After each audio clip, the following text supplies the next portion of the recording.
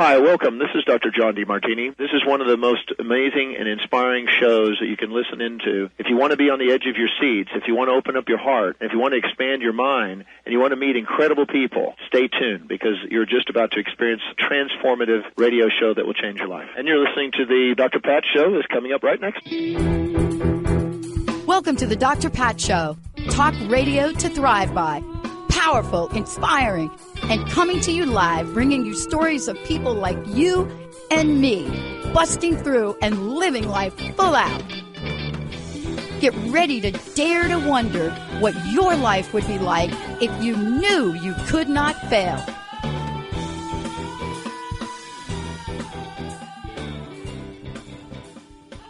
Hey everybody, welcome, welcome, welcome. It's so great to have all of you tune us in and turn us on. I got to tell you, some days I have to pinch myself a bit. And I wake up with the realization, because I don't think about this that often. I don't think about forming a network, expanding a network. 20 years, the Dr. Pat Show started out. I do think about crust busting though, Benny, I will say that. But I don't, it's not like every minute of my day is about that. But here's what I do think about. I think about the honor that the universe and spirit has bestowed on me that allows me to have conversations with people like my very special guest today, Paul Levy, and the one I just had with Catherine Hudson, right? But I think about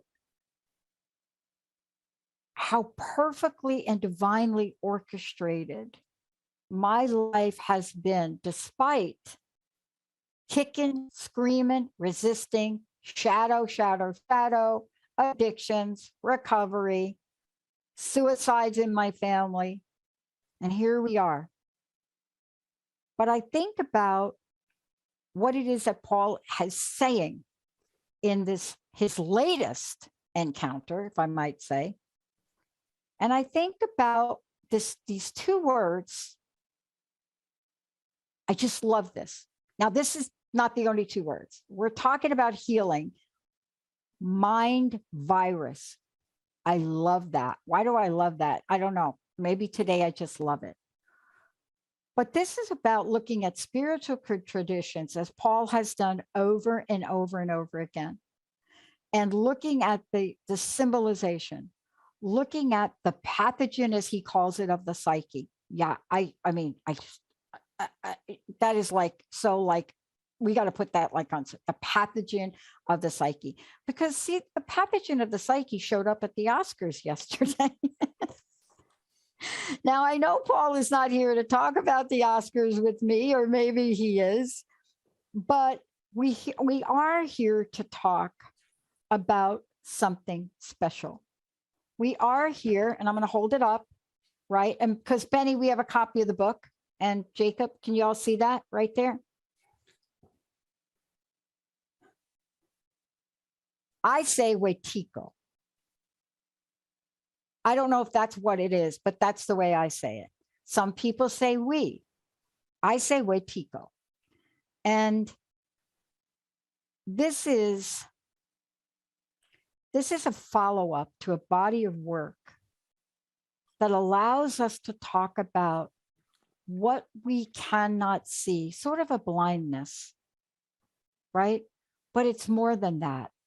It's how do we have this projection that comes forward that fuels this Wetiko? How has it been fused in the, how has this been, when we look at the events of the world right now, including last night. So when we look at COVID-19, when we look at the economic downturn, when we look at the war in the Ukraine, right?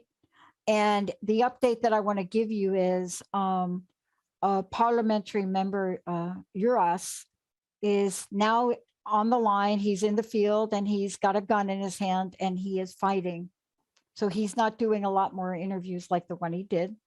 But when we look at this, what is the one thing that many thought leaders, scholars, and my very special guest today would point to be the cure? You're going to be blown away when you hear it, because it is the thing that we get as children. We get this as children until somebody tells us no. Paul, great to have you. Welcome to the show. Yeah, I'm so happy to be here with you. Really, thank you so much for the invite. I was reading through the book, and I love Larry, and I love the way that the book opens, right? I love the way that people are able to look at a body of work you've done. This is not new, but look at it and really acknowledge that you're taking this, and I'm going to call it an energy. You're taking an energy, entity, whatever you're doing, you're taking it and you're looking at where we are today. And you're saying, oh, I think I might know what's going on. Talk about Wetiko. Yeah. Let's introduce everybody. Sure. Well, the thing about Wetiko, I mean, it's getting out all over the world. People are more and more talking about it. And it's an indigenous term that really connotes this cannibalistic spirit, kind of the spirit of evil. But I point out that it's quantum in nature, that it also includes hidden within it its own vaccine. And not only does it contain its own medicine, it's actually helping us to wake up if we recognize what it's showing us. But if we don't have the recognition of what it's offering us about ourselves, then it'll destroy us. So it can be likened to this, like you were saying, this virus of the mind. And so many people are talking about it. There's like a mental virus, and it's at the bottom of the collective psychosis. Yeah, it is literally at the bottom of all the collective madness that we're playing out in our world, in collective events, in our lives, within our own mind. And so we've made it's a huge discovery that I'm just a translator. Every spiritual tradition from time immemorial has been pointing at Wetiko. It's in the apocryphal text. They call it the counterfeiting spirit because it has no creativity, but it's a master impersonator. It puts us on, it fools us. And then when we identify with its fictitious version of ourselves, then it has us. Then it can manipulate and control us. But when we're in touch with our nature, with who we actually are, it has no power over us. And so just a few other things, just as a good sort of segue into a deeper discussion. Yeah. It works through the projective tendencies of the mind, because we're always projecting onto the inkblot of the waking life. And it works through the part of us that has these blind spots. It's a form of blindness, but it's a form of blindness that doesn't realize it's blind. And, but like I'm saying, encoded in it, it's actually potentially helping us. That's why my whole work is trying to really show people what, it's at, like I'm saying, it's at the bottom of the evil, of the madness. It's a collective psychosis. And the source of it is within our psyche. Yeah. That's the thing. You know what I love about it? So here's the thing that I got this time around with you, because I watched again the new Matrix movie. It's like the Matrix. See, you're living in the Matrix, but you don't know. Right? You're living in the Matrix. You don't know it's a Matrix, because every day of your life is that reality of it until you get an inclination, a clue. Yep. That it's not. Yeah. And those synchronistic clues, they're hidden within the fabric of the multidimensional cosmos that we live in.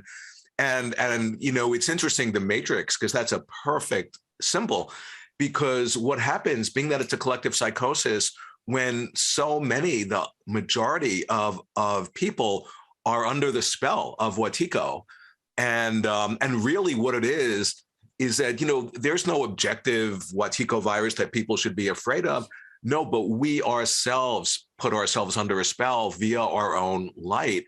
And when we're actually in a world where the overwhelming majority of people are under that spell, we're continually reinforcing our blindness and our insanity. And that creates the psychic epidemic, the collective psychosis that is Wetiko. So it's as if our species has fallen under a spell. And I'm trying to like help people to show, here's how we can break the spell. You know, it's like a fairy tale that we're living in. I want to read this from the forward of the book by Dr. Larry Dawsey. We love, this is so beautifully said. Now, if we'd have done this show like last week, I would have had something different to say. But the fact that we're coming off of one of the most prestigious award ceremonies for artistic creation in film, and Wetiko showed up. Oh my God. I'm sorry. I'm happy to talk about that. I mean, that just blew my mind. Yeah. Because you think that something like the Oscars would be benign, but I got this question to ask you. Let me read this and I'm going to ask you a question. Okay, so he goes on to say, Wetiko says Levy is a psychological force within the unconscious mind that predisposes us towards unwholesome impulses, such as the thirst for power and control, greed, and jealousy. People who are possessed by Wetiko are deeply selfish. They seldom have any interest. Well, it's a stealth factor. He goes on to say, we rarely suspect its presence, even when it affects our own behavior. Yeah. Let's just take a quick look at behavior. Putin, Russia, Ukraine. That's like one thing. That's just one thing. That he was not the only thing. There were things that lead up to that. What happened on our Capitol doorstep, right? And then it hits Hollywood like that. Yeah. Well, can I say something about that? And you can say anything you want. Because it's so funny. I was just talking right before the Oscars to a friend of mine who was in Hollywood for 25 years, you know, really accomplished in her field. And she stepped out of it because she was actually seeing the depth of the darkness that was informing a lot of Hollywood. So then I turn on the Oscars and that happens with Will Smith. And it was wild because, you know, just from my point of view, it was as if Will Smith got possessed by some sort of other force. And yet it was like he was playing a role in an action movie where he was the alpha male and protecting his woman and, you know, and all this stuff. And then just this like rage coming out of him once he sat down. And, you know, I don't know, just like, you know, just the incredible reaction. And that's an example like Wetiko will exploit. We all have shadow tendencies, but all of a sudden it'll exploit our unconscious in a way where we indulge in these shadow tendencies and we feed them, and then we act them out such that we become an instrument for, you know, for violence and aggression and hatred and evil in the world, as compared to just, well, you know, Chris Rock makes this joke and like, oh, I'm triggered, or let me deal with what's being triggered in me. Wow, that's kind of uncomfortable. That's a whole different thing. But it was like that didn't happen. That parallel universe didn't happen. It was startling seeing that live play out. Yeah. And, you know, it's interesting because I will say this. Will Smith and the movie have been under attack for months now. The attacks have been on Venus and Serena Williams. I mean, honestly, so you have to ask yourself the question, right? When you're talking about the psyche, you know, he went through the last award ceremony and Jane Campion made a comment because the energy and the force we're talking about doesn't have any boundaries. You know, it doesn't say, oh, wait, I'm not going to do that. My friend texted me because we've been doing shows with some of the parliamentary members of the Ukraine, right, government. And my friend texted me this morning and says, hey, did you see this? That Russia got a bunch of really sustained heavy losses. And what they did is they just thought they would just run over the commander with the tank. What? See, this is what we look at in our world. My concern, help me with this. My concern is that we are going to get numb to it. What do you think? Yeah, well, I would say we've already gotten anesthetized and numb to it. I was mean, trying not to admit that to myself. So call me denial today. yeah, but that's a form we're having. We all have PTSD. We're all in trauma because the horrors of what are playing out in our world every day. There's no let up. It's 24/7. It's the natural response to just sort of shut off or split off or become numb. But that's Wetiko, because then when you become numb, you turn a blind eye towards towards the evil that's playing out. And Wetiko is a form of blindness that when we turn a blind eye, then we're feeding it, then we're strengthening it.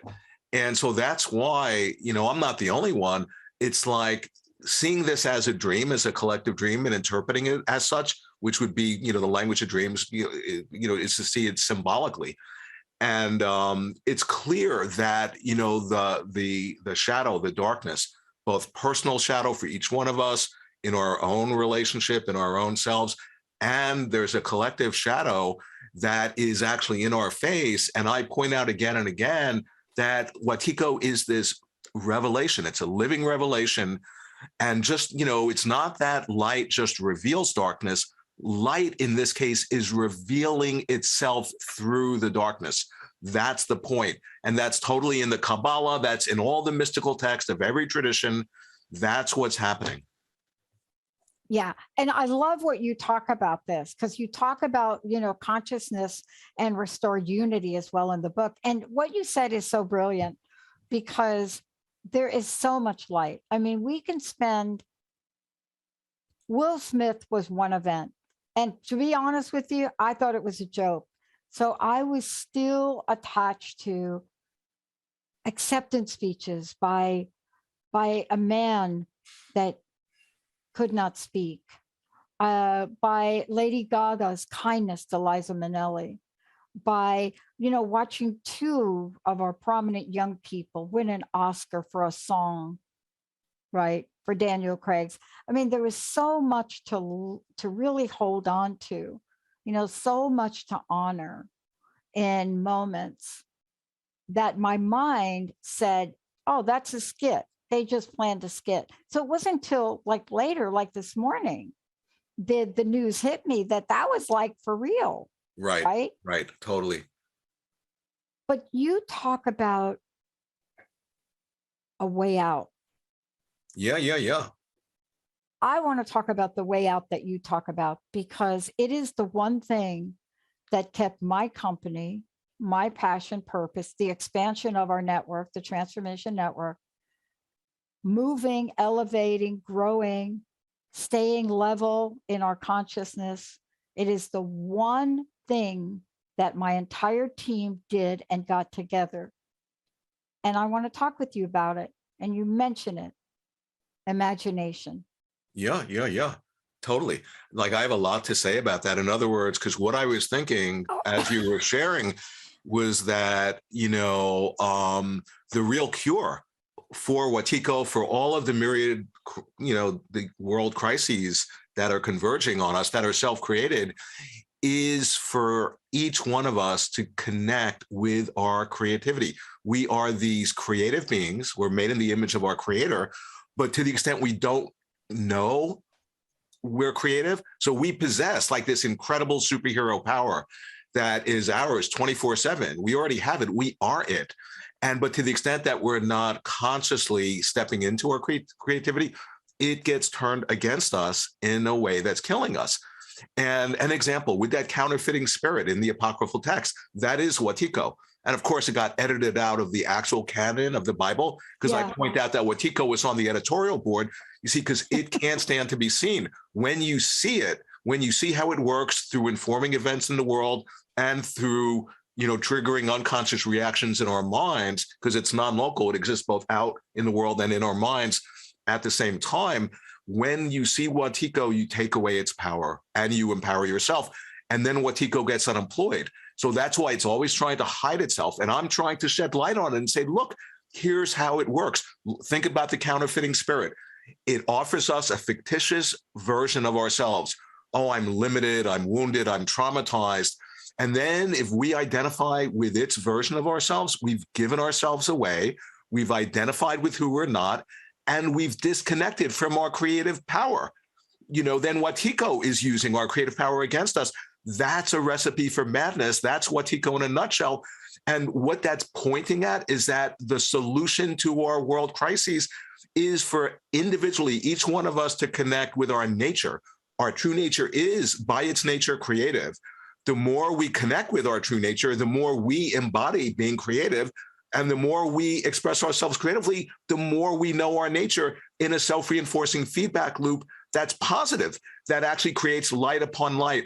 When not just one person is doing that, but when more and more of us are connecting with each other, as we're doing that together, we can literally change the waking dream we're having. And that is to consciously step into our evolution.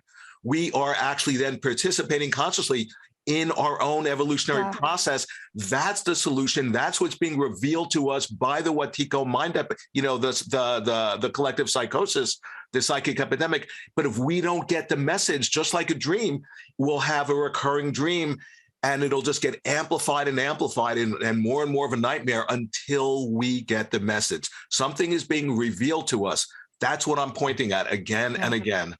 I love this because I love the chapter of the Masters of Deception. Right.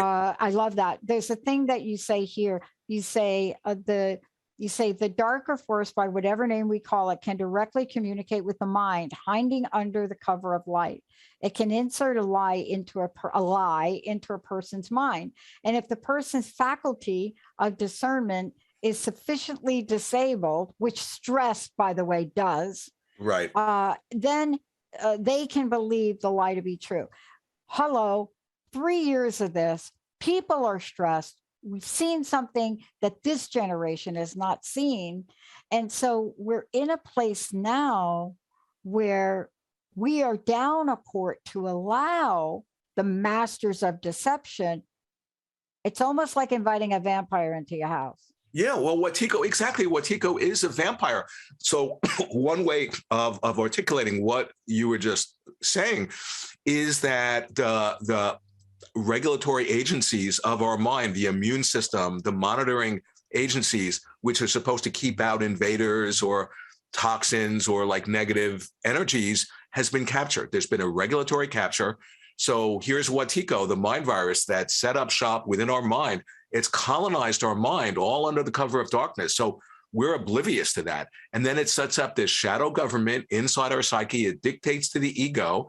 And we unwittingly then become an instrument for it to act itself out through us. Now, what I'm just describing, that's fascism. That's Jung was totally, the great psychiatrist, was totally onto Wetiko. He didn't have the name. He called it totalitarian psychosis. Yeah. Now, what Wetiko is? It's an inner disease of the soul that has this magical ability to extend itself out in the world, the outer world, and configure events in the world so as to reveal, express the very state of the psyche that's under its thrall. What I just described, where the outer world is actually reflecting the inner psyche, that's exactly a description of a dream. You see, Wetiko is a dreamed up phenomena. We are dreaming up the Wetiko epidemic moment by moment. What that means is that we can learn how to undream it. But being a dreaming phenomena, Wetiko is literally showing us the dreamlike nature. When we recognize the dreamlike nature, that's when we're beginning to wake up, and that's when we're beginning to unlock the most incredible creative agency that we all possess, but we don't know we possess it. Yeah. And, you go on. I want to talk about this when we come back from break, because, you go on to really point out so many things. I mean, I've often wondered, especially when I was younger, and I found out about the book According to Thomas.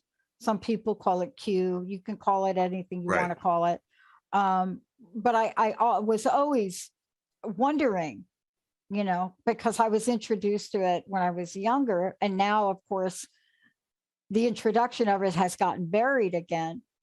But I didn't understand it. And I would go to my pastor, or I would go, I would just say, well, what about this? Well, can you talk about this? Now we have many books Now we're looking at new messaging coming from Dead Sea Scrolls.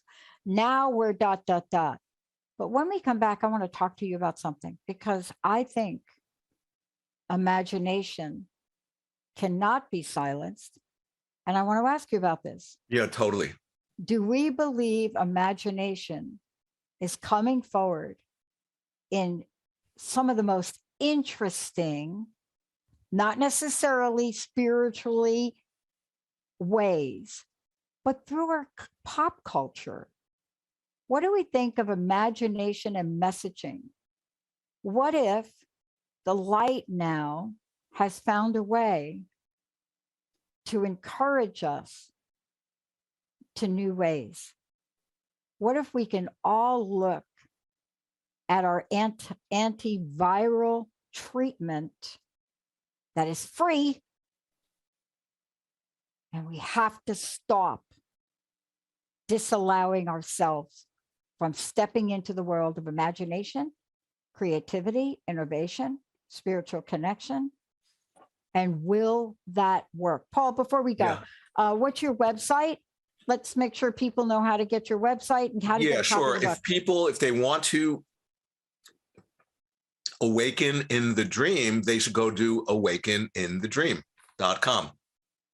And when we come back, we'll give a copy of the book away. Hey, anybody out there, do you relate to something that I'm about to say? Mind parasites. Well, you like that one? Wait till you hear what we're going to talk about when we come back, right? You got any of that going on up here? Stay tuned. We'll be right back.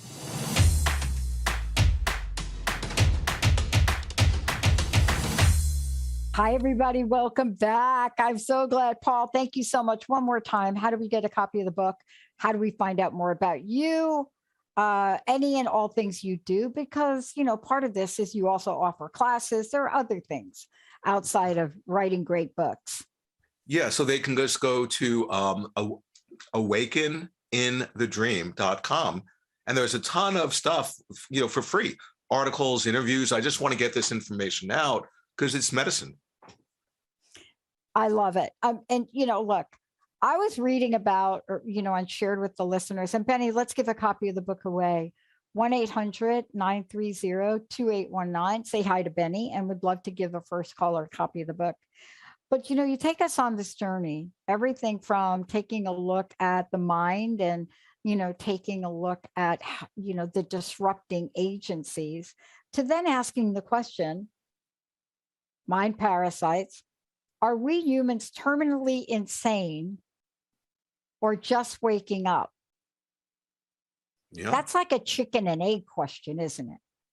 Yeah. Well, the thing about Wetiko is a quantum phenomena. And I wrote a whole book about quantum physics, but in essence, what I mean when I say that is just like, when you study what is the nature of light, well, sometimes it manifests as a wave, sometimes as a particle. It depends how it's being observed. Same thing with Wetiko. There's a superposition of states. It's the source of the greatest evil that can destroy us and the most sublime blessing and creativity. And it all depends on whether we recognize what it's revealing to us. And, and then getting back to what you said about the imagination right before the break. Yeah. The thing is, the imagination is the greatest threat to Wetiko. That's why it tries to destroy the imagination, and we feel stuck or blocked or whatever. And that's why it's so important to cultivate, the real imagination, not like alchemy talks about. There's the false imagination. No, the real imagination is interfacing with, you could say, with God, in that, you see, so many of us, we feel in our lives, we've had experiences that when we've stepped into our creativity and our imagination, we get squashed or judged or, put down, and then we shut it off. But if it's the true creativity and the true creative imagination, it can't be kept down for long. It'll find a new channel to express itself. And that's why it's so profoundly important. We're all artists. We're all creative artists. We're all actually these wounded healers in training. We're like shamans. Yeah. And I can go into that, in great depth. But the point is that one of the greatest danger in the world of shamanism or healers is if a person stays ignorant of their abilities to be a healer and to be a shaman. and to be an alchemist. And that's another way of talking about what I'm trying to bring forth in my work. You know, I love that you call out part of this through the cancer of the soul. When you talk about a cancer of the soul, Yeah. I want to make that connection. I want to make the connection between everything we've just talked about, and especially Right. about the mind, to now talking about it being the cancer of the soul, especially when you reference, I think you call it the lie. The Yeah. lie. Yeah. Right. Well, like, the lie, that's Jung's quote on describing shadow projection. Yep. He calls it the lie, and who's the liar but the devil? So in other words, like when we scapegoat and project out our own shadow, then we're in cahoots unwittingly with the devil. That's the psychological dynamic that underlies Wetiko. And and then just think about in our world today with all the misinformation and the incredible lying, and of course, then what happens, our minds get muddled. We can't discern what's true from what's not true. And it just creates confusion. And then because of that cognitive dissonance, we split or numb or become unconscious. And as soon as we do that, we then become a vector for Wetiko to act itself out through us. And, part of this too is you go on to talk about, the implications of this. And one of them is Wetiko and addiction. And I think we need totally. to take a moment and talk about that, because the rate of addiction, and I say that term loosely, and my phrase includes now in the modern world, drugs, alcohol, food, digital media. Like you cannot not sleep without your phone. That's like crazy. Like have your phone by your head. But addiction, is this the new playground for Wetiko? Yeah, and it's not just like all those things you mentioned, but it's an addiction to our process or to our suffering or to our sense of identity. It's endless. And I point out in my book, that addiction, and that's related to trauma. The two really are just two ways of talking about a similar thing. The thing which is so interesting is that when we're acting out our addiction or when we're in trauma, the way we act out actually is like within trauma, for example, we'll try to heal our trauma and we'll act out in a way that recreates the very trauma we're trying to heal from, just like addiction. Every time we enact our addiction, we're strengthening its hold over us in a self-reinforcing feedback loop. But the origin of that process is ourselves. We are, you see, the thing about Wetiko that I keep on trying to point out is that to shed light on how we're colluding with it. It has no power over us, but it hooks us through our blind spots such that we're complicit, and then we're unwittingly investing it with power over us when we're the ones who have, ultimately speaking, the power, because people feel so helpless with what's happening in the world. That's the Wetiko, that's the publicity campaign of Wetiko. No, each one of us have this enormous creative power. That's what quantum physics discovered, that, being that this is a collective dream and that the act of observing this dream actually influences the dream, that's the real essence of quantum physics. That's pointing out that the act of observation is creative, that we have this enormous creative power by how we interpret reality, the meaning we place on our experience. But because we're not awake to it, we feel victimized and we feel like we're just passive observers. No, we're the dreamers. And once enough of us recognize that, we can come together, and it's what I call, we can dream ourselves awake. And that, I'm saying, that's evolutionary. That's what this is all about. Let's talk about, from your perspective, people can read the book for sure. What do you see are our greatest challenges and our greatest gifts to wipe out the virus? I want to hear what you're thinking about from where we sit right now today. Our greatest challenges as individuals is to deal with our own suffering and to deal with our own pain and to deal with our own darkness. And to the extent we're genuinely doing that work, we're slowly, like that cancer that's sort of doing this, that's metastasizing through the greater body politic of the world, including our minds. When we're doing our work, we're alchemically transmuting that into light, into the light of our nature. So on the one hand, there's that, I see that as the greatest challenge, and to not fall into despair and pessimism, because there's overwhelming evidence that, oh my God, things are really dark and we're going to hell in a handbasket. So, but as soon as we fall into pessimism, then we've unwittingly offered ourselves for, to be a conduit for Wetiko. And, but the greatest, the medicine or the blessing is for us to have the courage to really connect with our calling, being these wounded healer shaman sorts, because that's the major archetype that's activated in the collective unconscious. And, I can talk a lot more about that. But the idea is that, do we have enough courage to assent and cooperate with our deeper calling? We each have a role to play. And it's not like people have to write books or be on the world stage. No, just being a good person or good father or mother, that itself could be your role. But to really have the courage to connect, not with the version, the image of yourself that the world has told you should be, but to actually step into who you actually are and find your mission, whatever that vocation is, that connects you with, your inner guide and, your guiding spirit, whatever you call it.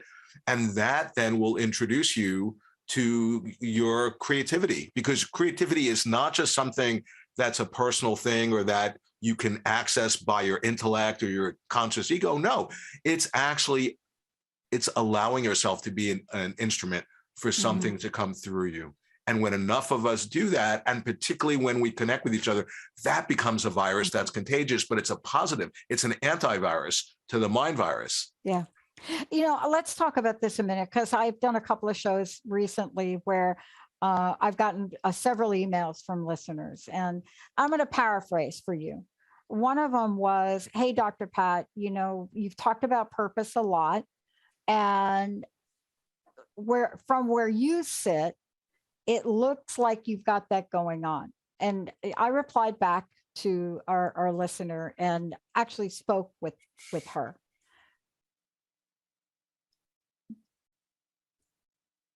I used to clean bathrooms. I used to sell hot dogs. I used to do whatever I needed to do at different times in my life. And whatever people are doing, you see, somehow we have come up with this judgmental universal law that says you can't be the superhero of your life because your status is less than. And I think that is so viral in all of us, where we cannot appreciate who we are and where we are. Because I'll tell you, Paul, if for the first 40 years of my life, if I was not fully focused and dedicated to the purpose of the moment that I was in, whether it was cleaning fish at a fish counter and hanging octopus up in the cage for holiday season and smelling like fish most of the time, right? Whatever I did, there was a sense about it. But we're confused. Now, cleaning fish was not going to be my life's purpose. By the way, I almost lost my finger. Clearly, that was not a skill for me. But we have to help people hold on. And we have to help them imagine. And I wanted to talk to you about that antiviral. Yeah, because I can have to have this.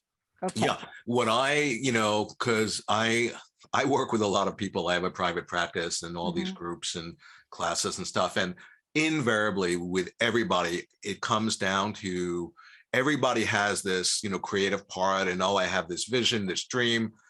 But then invariably it gets right to that edge of, what's stopping you? What's the story that you've internalized? I'm not good enough. I'll be judged. It won't be perfect. There's a litany of stories, but then we invest those stories with the reality, and that's where we're colluding with Wetiko. And what I'm pointing at is that when you really shed light on those stories, they're a lie. They're not true in the moment. And if you're able, and what I've learned as a creative person, when I sit down, because every morning is when I write, and when I sit down to write, invariably I feel this incredible resistance every morning. But I've learned to not get seduced by it, to not indulge it. And then, I just find myself that I'm in my writing and it vaporized. But what I've learned is that the greater the resistance, the greater the potential breakthrough if you stay with it, and just to associate for a second, there was a number of years ago where, I have these teachers, these great spiritual teachers from Tibet, and I would be going to them and I was really struggling. There was a lot of trauma in my life and abuse and wounding. And so every time I would be sharing with them the pain I was in and the suffering and these demons and the dark forces. And one day they said to me something that I'll never forget. They said, Paul, it's because you have such potential for light that the demons are even interested. Okay. And now that recontextualizes everything, not just for me, but that's everyone's experience. And all of a sudden, then, if you're feeling these obscuring demonic forces that are wanting, that are stopping you, from, fulfilling your mission, instead of just interpreting it like, pathologizing yourself and feeling, wow, I'm really screwed up. No, now I understand. I can interpret it like, wow, I'm clearly on the right path. Of course, these demons are coming, attacking me because they're threatened, because I'm so close to connecting with the light. So then I see it as like, actually, wow, this is like catalyzing me to continue and take the next step. It's fascinating. I think I mentioned during the break that I work with women, all walks of life. And what I found was a common denominator to really understand each other was through things that people do. Movies, films, television series, things that if you're working with a group of people, books that they're reading, they could agree upon. And what I love about it is when you pick something that's benign, and what I mean by that is the movie's not about you, unless it is about you, but it's not really.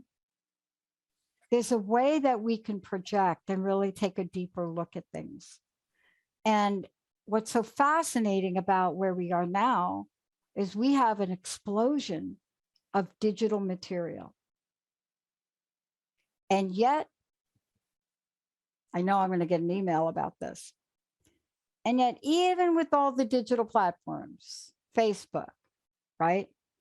We needed one more because Wetiko could not hang out in those other places so well anymore. So we had to create another one that allowed people to be more raw, that allowed a different side of people, that allowed something that wasn't being done in the gazillion other social media platforms, and that's TikTok. And it's fascinating to see how we keep regenerating. Shadow, light, shadow, light, shadow, light, shadow, light. Can we get to the light without the shadow? Yeah, well, the thing is, the light, like the Kabbalah points out again and again, they have a phrase, the descent on behalf of the ascent, is that the light, the true light, is to be found in the shadow. Yep. So it's like, instead of in the time of Christ, where like God is coming down from the heavens through, light. No, God is coming up. It's called, the hidden God, the dark God, the Deus Absconditus, where it actually is emerging from the underworld, through our unconscious, through the shadow, that the shadow is this revelation. It's revealing. It's what I was saying before, that, it's not just that light reveals darkness, but that light is revealed through the darkness. And that's, the Gnostic understanding, the alchemical understanding, that's wisdom. Yeah. And that's what's happening when you see this, what's happening in the greater body politic of our world. When you see it from like a higher point of view, you understand, oh yeah, there's things look terrible from one superficial dimension, all this evil and madness, but potentially encoded in that, we are potentially awakening. Yeah. And I say potential because that's quantum, a quantum term, because everything is in potentiality, exists in a state of potentiality in the quantum world. And the idea being is that we are the co-dreamers of what's happening. What's going to happen? Are we going to continue to be, because it's not just like we're unconscious, it's as if there's some sort of negative energy that's trying to keep us asleep. And I'm just trying to point light on that because that's what takes away its power, you know? And so the question is, are we terminally ill, like you had quoted that title of my chapter, or are we waking up? And that's yet to be seen. But I'm really on the side of no, we already are awake, you know, and we can just remember who we are, connect with other people who are doing that.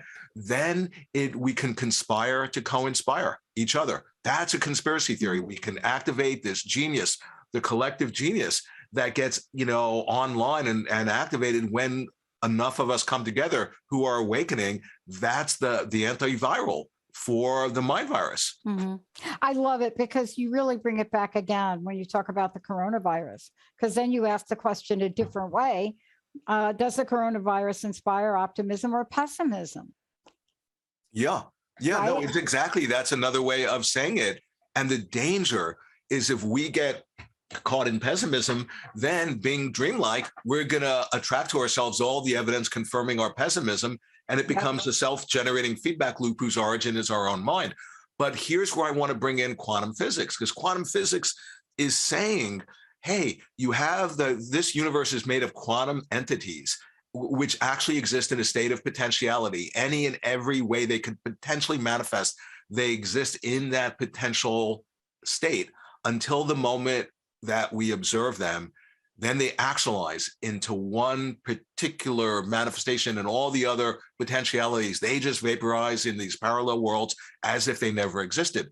But what the founding fathers of quantum physics were saying was that even if one of those potentialities is highly, ridiculously unlikely, it could still manifest, be the one that manifests this very moment. Mm-hmm. And when you realize that, for example, the idea or the actuality of our species actually waking up sufficiently and having a global awakening, the quantum physicists would say, oh, that's absolutely within the realm of possibility. And if you're not investing your attention in that, then what are you thinking? Then you're unwittingly serving the darkness. Wow. Paul, thank you so much for today. I know you've got to run, but before you go, please let folks know how they can get a copy of your book and also how they can find out more about you. Sure. Well, I'm just hoping that my book is available in every bookstore throughout the multiverse, all the different galaxies. And if they want to contact me or, you know, whatever, or see all these articles or other interviews, they should just go to my website, awakeninthedream.com. And like I was saying, so much of it is just for free. It's not monetized really at all. I mean, you know, if they want to buy an autographed copy, I'm happy to do that. But I just want to get this information out because so many people are, you know, getting incredible benefit. And that's why I'm just wanting to share this with everyone. So thank you so much. Yeah, I have one last question. I'd love to know your personal message and what you'd like to leave us with today. Yeah. And that is that, you know, there's no reason to feel despondent or depressed or pessimistic or anything like that. That the fact that the darkness is so intense in our world, you know, that's an expression that an incredibly strong light is really nearby. And if you focus on the darkness, you're going to, like I'm saying, you're just going to create all the confirmation proving, you know, the objective reality of your point of view, and then you're taking yourself down. There's no one else who's doing that. But if you actually see, oh, wow, this is like triggering me and touching different parts of me, what's that about? And all of a sudden, instead of focusing on because Wetiko works through distracting us and putting our attention outside of ourselves, but if then we actually place our attention in what inside of us is being triggered and touched, that becomes a doorway to deepen our connection with who we are. Mm. And so it's actually an incredible opportunity for us, you know, to really deepen our awakening, connect with our creativity and connect with each other. And, you know, in essence, one final thing, the Wetiko virus is really, in essence, it's a misidentification of who we think we are. If we think we're a separate self, as soon as I'm identified with being a separate self, then you're an other. As soon as you're an other, there's fear. And then if I indulge in that fear, that's the superfood for Wetiko. Then I'm feeding Wetiko. But if we actually see the dreamlike nature And so you're a dream character in my dream. I'm a dream character in your dream. And then to see the dreamlike nature is to actually snap out of the imagination that we exist separate from each other and to recognize the actuality of our situation, that we're interconnected, we're interdependent. The expression of that is an open heart filled with compassion. That's the medicine that dissolves Wetiko. So that would be my final thing. Yeah. So thank you. Thank you so much, Paul, for joining us. For sure. Totally. Yeah. Thank you all for tuning us in and turning us on. And one of the things I'm really struck by, let me leave you with this. There have been people that have inspired us. Some of them you may know, some of them you may not. Some of them have made it to quite high levels of notoriety. Some of them have made it to those levels, but you really don't know who they are. And I want to leave you with this. They don't have anything different than you or me or Benny or Jacob or any of us. Every one of us has that level to create and imagine. You can be your own Stan Lee. You can be your own person of astonishment. You can do that. And to quote, a friend of mine and colleague of mine, do something outrageous each day to remind yourself of how creative you are. And remember, be of service and fill your tank first. We'll see you next time.